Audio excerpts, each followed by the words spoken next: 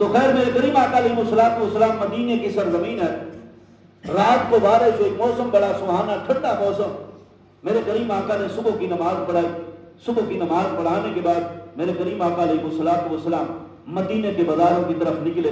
سامعین محترم حدیث کے الفاظ ہیں، میرے کریم آقا علیہ السلام بازار میں چلتے چلتے منڈی پہ پہنچے، غلہ منڈی میں پہنچے۔ میرے کریم آقا نے دیکھا غلے کے ڈھیر لگے ہوئے ہیں اور ہر کوئی غلہ بیچنے کے لیے کھڑا ہے۔ میرے کریم آقا علیہ السلام ایسے منڈی کا چکر لگاتے لگاتے ایک غلے کے ڈھیر پہ پہنچے، دیکھا بڑی سونی گندم ہے اور سوکھی گندم ہے اور کوئی بارش کے آثار اس پہ نظر نہیں آ رہے، بڑی سونی چمکتی ہوئی گندم ہے۔ میرے کریم آقا نے اس گلے کے ڈھیر پہ کھڑے ہونے والے بندے سے پوچھا، بھائی تیرے ڈھیر کے اوپر رات کو بارش نہیں آئی؟ کہنے لگا یا رسول اللہ آئی ہے، منڈی میں بارش آئی ہے، بڑا سہانا موسم ہے۔ میرے کریم آقا نے فرمایا گندم بڑی سونی رکھی ہے، بڑی خوبصورت گندم ہے۔ تو میرے کریم آقا علیہ السلام نے مسلم شریف کے الفاظ ہیں، میرے کریم آقا نے ایسے اپنی آستین مبارک اوپر چڑھائی، اپنا بازو مبارک اوپر چڑھایا۔ میرے کریم آقا علیہ السلام نے اس غلے کے ڈھیر میں جب ہاتھ مارا نا، میرے کریم آقا علیہ السلام نے ایسے ہاتھ اندر کیا تو میرے کریم آقا نے غلے کے ڈھیر کے بیچ میں سے گلی گندم، غلے کے ڈھیر کے بیچ میں سے گلی گندم نکالی۔ میرے کریم آقا نے فرمایا او بھائی اوپر سے سوکھی اور نیچے سے گلی، بھائی یہ کیا کر رہا ہے تو؟ او بندہ خدا اللہ سے نہیں ڈرتا، رب کو دھوکہ دے رہا ہے اور رب کے بندوں کو دھوکہ دے رہا ہے۔ یار یہ کون سا کام لگایا ہوا ہے؟ صبح سویرے تو اپنے کاروبار کے پھٹے پہ آیا ہے، کیا اپنی اولاد کو حرام کی کمائی کھلائے گا؟ یا اپنی اولاد کے لیے کما کے تو نے کیا سوچا ہے تیری اولاد خوش رہے گی حرام کی کمائی سے؟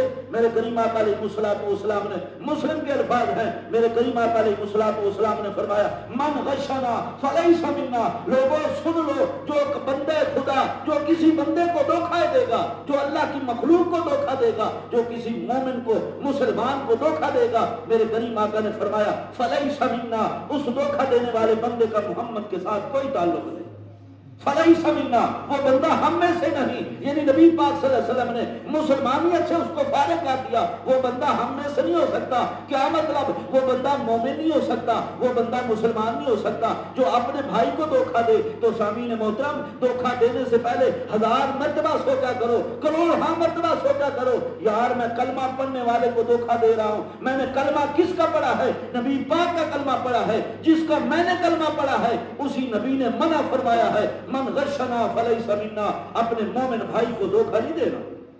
تو سامعین محترم، ہم کیا کرتے ہیں؟